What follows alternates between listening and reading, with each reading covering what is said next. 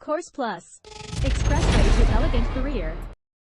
In this tutorial, I'm going to teach you about the best work-to-break ratio according to science. When most people talk about productivity and staying focused at work, they only focus on when you are actually working. They fail to mention that you must take breaks to stay motivated and focused throughout the day. Still, both taking too many or too few breaks can hinder your performance. So it is important to find a happy balance in your work-to-break ratio throughout the day. Let's get started and learn how to take breaks more effectively. Why breaks matter? Before digging into the proper ratio, let's talk about why it is important to take breaks. Simply put, our brains are not equipped to be on all the time.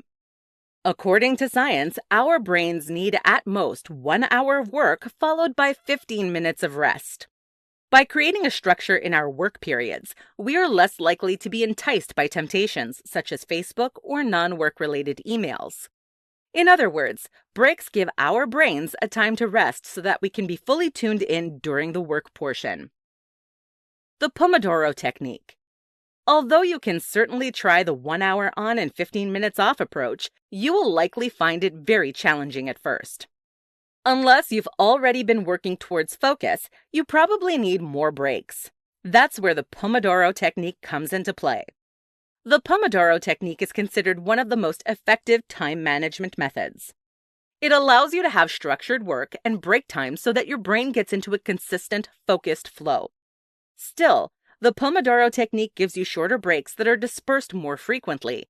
Let's take a closer look at this technique.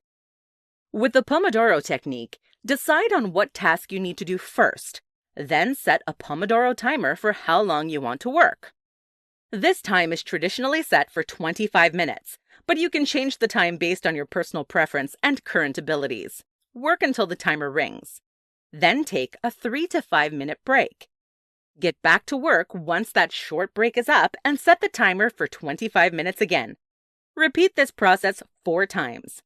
After the fourth 25-minute working session, take a longer break. This break should be between 15 and 30 minutes. After the 30-minute break is up, start over, beginning with a 25-minute work session and 5-minute break. It is important that you use up all of your working time. Even if the decided-on task is completed, use that time to review the task or plan for your upcoming task. Build up your concentration. As I already mentioned, the Pomodoro Technique traditionally uses cycles of 25 minutes. Although this is a really good starting point, it is important to try to build up your concentration levels. Science tells us that our brain works optimally for 1 hour. That hour should be followed by a 15-minute break. Start with the traditional 25-minute cycle. As you get used to concentrating for 25 minutes at a time, increase the working time between breaks. Once you're able to concentrate for 1 hour, you know that you've built up your concentration skills for optimal work. All around, science tells us that working for 1 hour and resting for 15 minutes is the most effective way to stay productive and focused. Use the Pomodoro Technique to build up your concentration.